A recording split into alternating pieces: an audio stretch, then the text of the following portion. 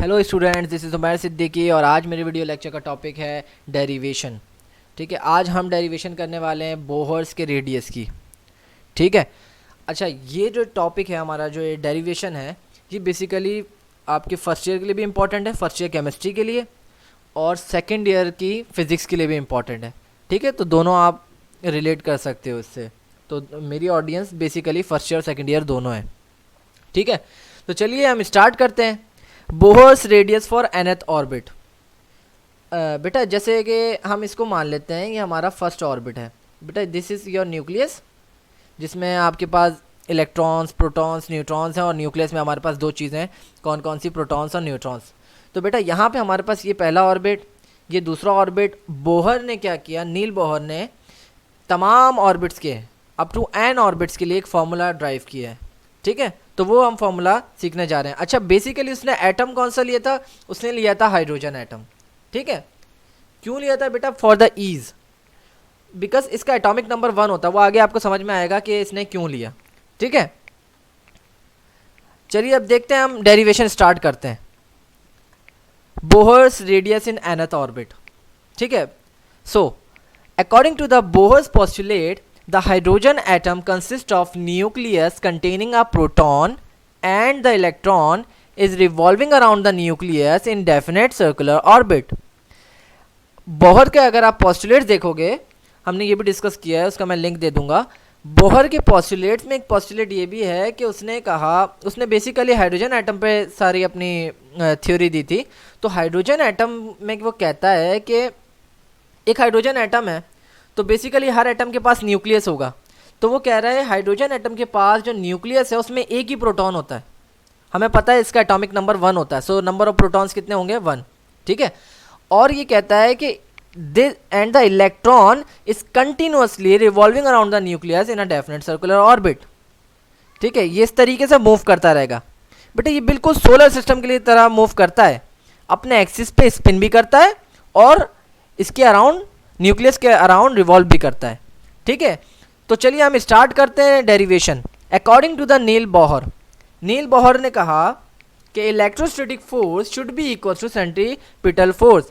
वो क्या कहता है कि बोलता है अगर ऐसा पॉसिबल है, बिकॉज उस पर उसके ऊपर कुछ ऑब्जेक्शंस लगाए गए थे उसकी थ्योरी पे कि यार आप जो कहते हो कि ये रिवॉल्व करता है, तो due to the electrostatic force जो कि प्रोटॉन और इलेक्ट्रॉन के दरमियान में होनी चाहिए, अट्रैक्शन की फोर्स, तो उसकी वजह से ये तो एक वक्त आएगा कि फॉल कर जाए न्यूक्लियस में। और आपको पता है अगर न्यूक्लियस में फॉल कर जाए तो एटम ब्लास्ट हो सकता है, बहुत एनॉर्मस अमाउंट ऑफ एनर्जी निकलती है उसमें से। ठीक है, तो ये तो गिर जाना चाहिए, बट ये गिरता नहीं है। तो उसने एक थ्योरी दी कि बोलता है कि अगर ऐसा है, नहीं गिरता, तो उसकी वजह ये हो सकती है कि electrostatic force is balance by a centripetal force. एक सेंट्रीपिटल फोर्स है जो उसको बैलेंस रखती है ताकि वो न्यूक्लियस में ना गिरे। ठीक है, और इन दोनों की जो मैग्नीट्यूड है वो बराबर है। अच्छा अब बात आ जाती है इलेक्ट्रोस्टैटिक फोर्स की। तो इलेक्ट्रोस्टैटिक फोर्स क्या है बेटा, हमने फिजिक्स में पढ़ा था फैराडेज लॉज ऑफ इलेक्ट्रोस्टैटिक्स। अगर नहीं याद तो बेटा हम कर लेते हैं। यहाँ पे क्या कहता है, according to the Faraday's law, the force of electrostatic induction is directly proportional to the product of the charges and inversely proportional to the square of the radius और square of the distance between them. वो कहता है कि force जो है वो directly proportional है उनके दो चार्जेस के प्रोडक्ट के, और इन्वर्सली प्रोपोर्शनल है इन दोनों के दरमियान डिस्टेंस कितना है। ठीक है, बट बेटा उस केस में हमारे पास दो डिफरेंट चार्जेस थे, लेकिन यहाँ पर अगर देखा जाए तो बेटा प्रोटॉन और इलेक्ट्रॉन का चार्ज हमारा बराबर, कितना, 1.6 एक्सपोनेंट माइनस 19। सो अगर इनका चार्ज बराबर है तो उसने कहा अपनी रेडियस वाली डेरिवेशन में, उसने कहा कि Q1 और Q2 दोनों बराबर होनी चाहिए। तो उसने Q1 Q2 को बराबर ले लिया, उसको एक सिंबल से रिप्रेजेंट किया which is the charge of electron, E से। ठीक है, नाउ सो जब हमने उसने इसको उसमें पुट किया फोर्स के फॉर्मूले में, तो बेटा ये इस तरीके से बन गया, F is directly proportional to Q1 की जगह E, Q2 की जगह E, और बाकी चीज़ें एज इट इज़। अब बेटा जब भी प्रोपोर्शनैलिटी का साइन हटेगा तो दो चीज़ें आती हैं हमारे पास। इक्वल्स टू और एक कांस्टेंट। सो इसने भी यही किया, इक्वल्स टू लगाया और एक कांस्टेंट लगाया। कांस्टेंट बेटा कौन सा? z constant. z क्या है बेटा? Atomic number. ठीक है, जब वो कैलकुलेशंस की वजह से ये कांस्टेंट आया हमारे पास, इस वैल्यू की कमी थी जिसको बाद में डाल दिया गया एज अ कांस्टेंट। ठीक है, तो चलिए इस वैल्यू को डालते हैं। इलेक्ट्रोस्टैटिक फोर्स, ये हमारे पास क्या आ गई थी? Electrostatic force by using Faraday's law. ठीक है, चलिए हम स्टार्ट करते हैं। नाउ अब आता है सेंट्रीपिटल फोर्स। इलेक्ट्रोस्टैटिक फोर्स तो आपको पता लग गया कैसे आई, ठीक है, बिकॉज नोट्स में अक्सर डायरेक्ट लिखा होता है, तो बेटा ये इस तरीके से आई थी। अच्छा, यहाँ पे रेडियस मैंने यहाँ पे मेंशन किया हुआ है। ठीक है, अच्छा सेंट्रीपिटल फोर्स क्या है बेटा? हमारे पास सबको पता है न्यूटन का सेकंड लॉ क्या होता है बेटा? वो होता है force F equals to ma। तो बेटा यहाँ पे जो फोर्स है वो कौन सी? Centripetal force. तो एक्सीलरेशन भी कैसी? सेंट्रीपिटल एक्सीलरेशन, बिकॉज मास तो हमारे पास कांस्टेंट है। तो बेटा हमें पता है सेंट्रीपिटल एक्सीलरेशन किसके बराबर होती है? v square upon r। v square upon r। सो ये क्या बन गया? mv square upon r। ठीक है, तो हमने यहाँ पे सेंट्रीपिटल फोर्स डाल दी। अब इसके बाद आसान है सब कुछ। ठीक है, अब चलिए हम देखते हैं नेक्स्ट स्टेप क्या होना चाहिए। बेटा देखो, क्या कोई चीज़ कॉमन आ रही है? बेटा रेडियस दोनों तरफ कॉमन है, तो कैंसिल हो सकते हैं। यस, बिल्कुल कैंसिल हो सकते हैं। बेटा वहाँ पे पूरा रेडियस चला गया, यहाँ पे एक रेडियस कैंसिल हो गया। तो अब क्या बना हमारे पास? Z E square upon R equals to M V square.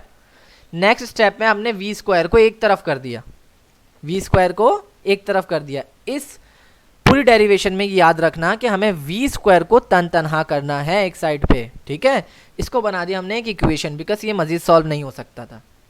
चलिए बोहर के सेकंड पॉस्टुलेट की तरफ जाते हैं। क्या कहता है? According to the Bohr's postulate L. L क्या है यहाँ पर? बेटा एल है एंगुलर मोमेंटम।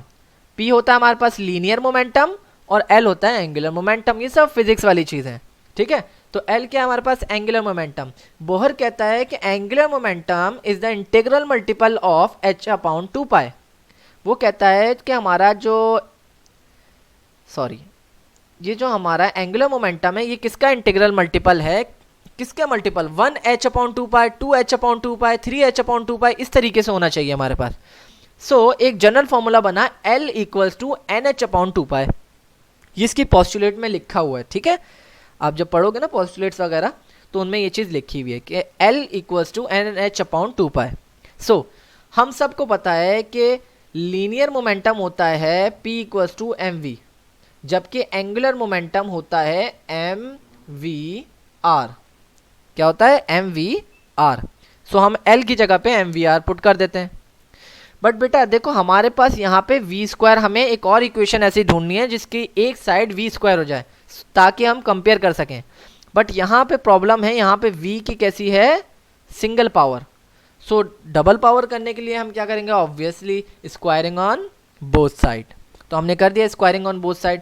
तो बेटा जब हमने यहाँ पे पूरे पे स्क्वायर किया और इधर स्क्वायर किया तो क्या बनता है? m का स्क्वायर हो जाता है, v का स्क्वायर हो जाता है, r square, n square, h square, 2 का स्क्वायर बेटा 4 होता है, तो ये कितना हो गया? 4 हो गया। और हमारे पास पाई स्क्वायर, सब पे स्क्वायर लग गया। ठीक है जी, अब आपको पता है क्या करना है हमें v स्क्वायर की वैल्यू चाहिए। तो v स्क्वायर को तनहा कर दो, अकेला कर दो एक साइड पे। तो चलिए अकेला करने के लिए क्या करेंगे? रेडियस को यहाँ मल्टीप्लाई तो वहाँ जाके डिवाइड, मास को यहाँ मल्टीप्लाई तो वहाँ जाके डिवाइड।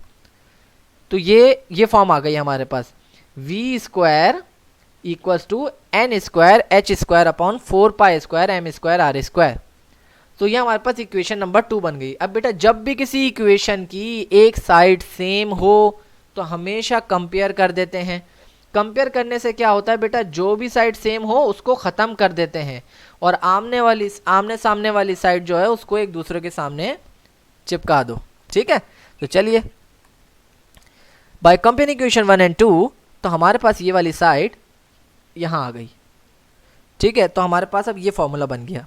नाउ अगेन देखो बेटा कोई चीज़ कॉमन। यस बिल्कुल कॉमन। बेटा देखो यहाँ पे मास कॉमन और रेडियस भी कॉमन। सो सबसे पहले हम रेडियस को कैंसिल करते हैं। रेडियस को कैंसिल किया तो बेटा यहाँ पूरा रेडियस चला गया, वहाँ से 1 गया। तो अब क्या बना बेटा हमारे पास जेड स्क्वायर। नाउ नेक्स्ट अब हमें एम भी दिख रहा है, एम को भी कैंसिल कर देते हैं। तो हमने एम को भी कैंसिल कर दिया, तो वहाँ पे हमारे पास राइट साइड पे एक एम बच गया। चलिए अगला स्टेप देखते हैं। अगले स्टेप में हमने रेडियस निकाल लिया। बेटा कैसे निकाला हमने रेडियस? बेटा ये जो रेडियस था इसको हमने एक साइड पे अकेला कर दिया, यहाँ पे ये डिवाइड हो रहा था, वहाँ जाके मल्टीप्लाई हो गया, और ये जो फिगर थी पूरी जेड स्क्वायर ये हमारे पास इसकी जगह पर आ गई नीचे। तो इस तरीके से रेडियस को एक तरफ कर दिया हमने। तो हमारे पास क्या आया?